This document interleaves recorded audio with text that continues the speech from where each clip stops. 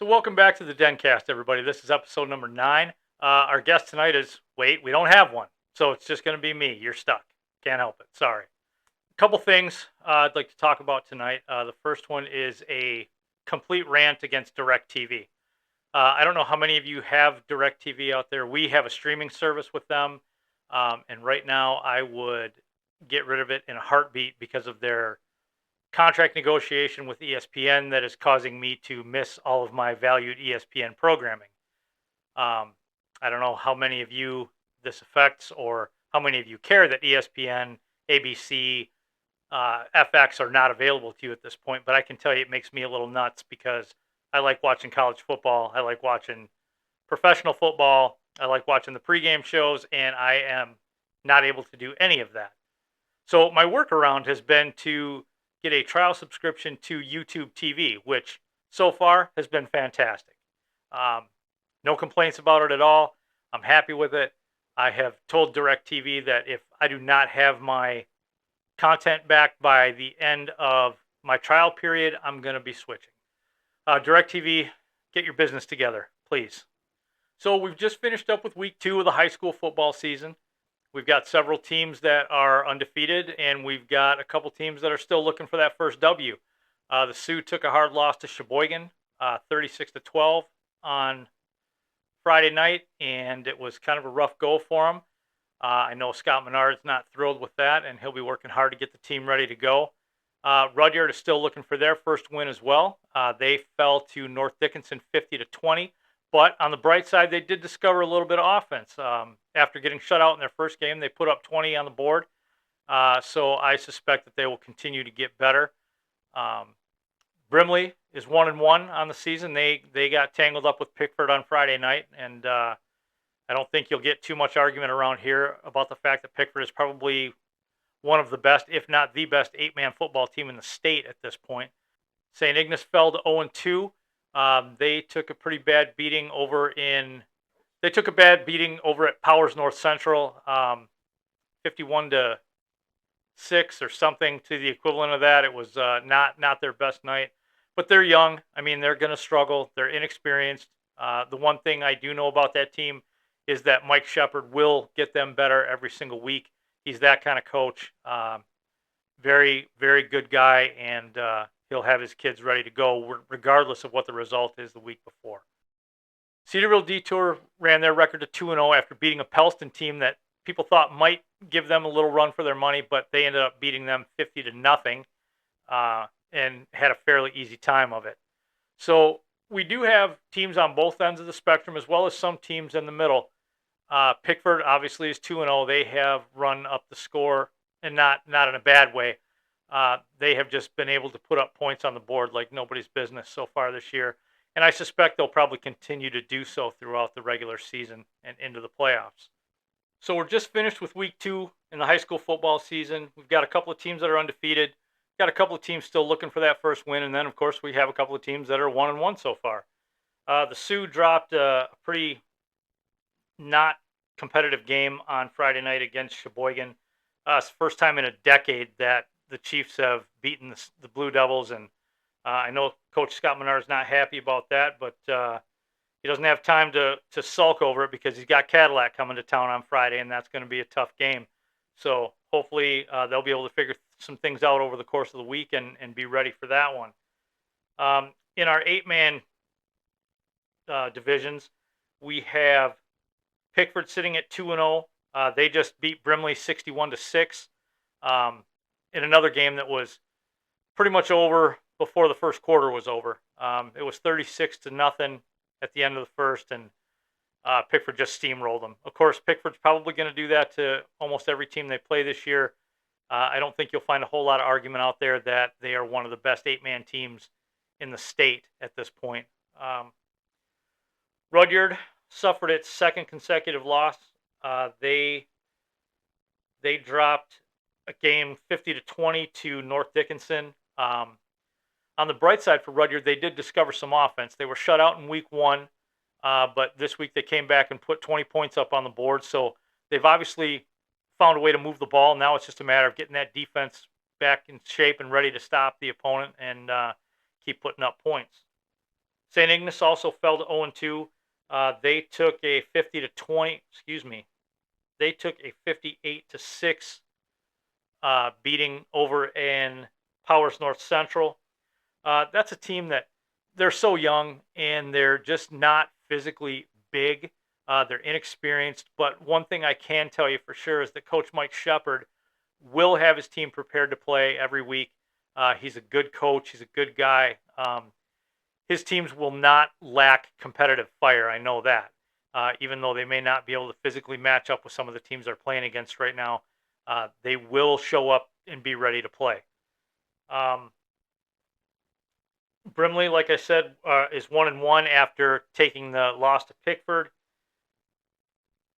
And Cedarville Detour is 2-0 on the season after they defeated Pellston 50-0. Pellston had a pretty big win in week 1, so it was thought that might be a game, but as it turns out, Cedarville Detour just put it on them early and put it on them often. So, including a Wes Bennett 40-some-odd yard touchdown pass reception, which you saw on our website. So the Islanders obviously have a little something going right now, and they'll look to continue that in week 3 as they go to the St. Ignace Saints to play a non-conference game against them on Friday. All right, so coming into week 3, the Sioux is going to host Cadillac, like we talked about before, and that's going to be a tough game for the Blue Devils and Coach Menard.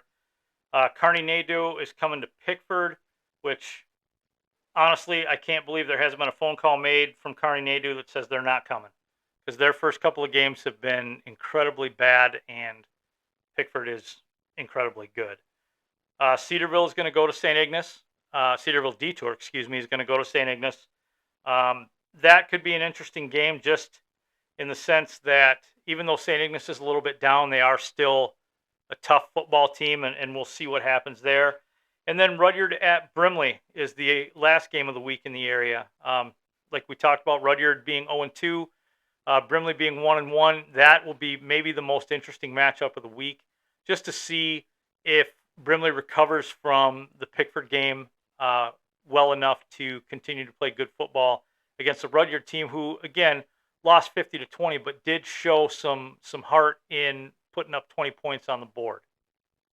A couple of things to look forward to on the Sports Den website this week. I went and covered a Brimley-Rudyard volleyball match, your Week 3 preview, which is everything I just talked about, but in print form. You'll also be able to look forward to that on the Sports Den webpage. A couple other things to look forward to on upcoming episodes of the podcast are some guests that we have lined up that have agreed to be on the show. Megan Stefanski from the Detour area is going to be on the show in upcoming weeks. Donnie Gustafson, St. Ignace native official, is going to come on and provide us some insights as to the shortage of officiating, any rules changes for this year. We're really looking forward to talking to him. Also, Pickford football coach Josh Rader has agreed to come on the podcast, so we'll have him on as well. Those are all things that you can look forward to listening to on our podcast, and we're excited to have those people, so check us out. We'd like to take just a moment to thank some of our current sponsors for the website. We'd like to thank Bar Modular for getting on board with us again this year. PJ Jones and the team at Rudyard Cooperative Grocery Stores for helping us out some. Central Savings Bank, we'd also like to thank them for their continued support. And Norris Contracting, who is in their second year with us as well. Can't thank you guys enough. Couldn't do it without you. So again, thank you, and everything you do for us is very much appreciated. Again, we're going to take a short break. You're listening to the EUP Sports Den podcast, or the DenCast, brought to you by nobody at the moment because we're still looking for a sponsor. If you enjoy what you're hearing on the DenCast so far, please feel free to reach out and sponsor us. We are looking for a sponsor. You can contact us through the website or email or phone.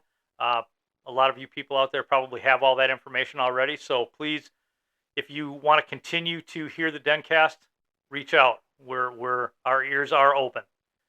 In addition to our podcast, we're also looking for sponsors for our website in general. We offer a variety of different packages. We can custom if need be.